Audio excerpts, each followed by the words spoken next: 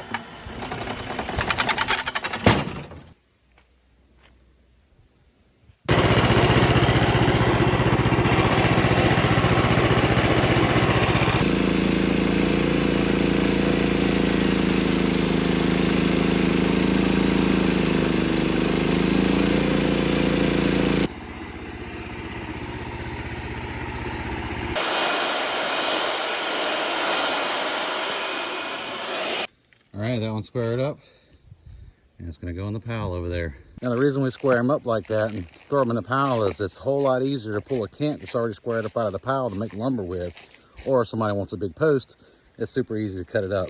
So it eliminates having to cut any of the bark or wane off of it, and it also eliminates any bugs that are in the bark. Thanks for watching.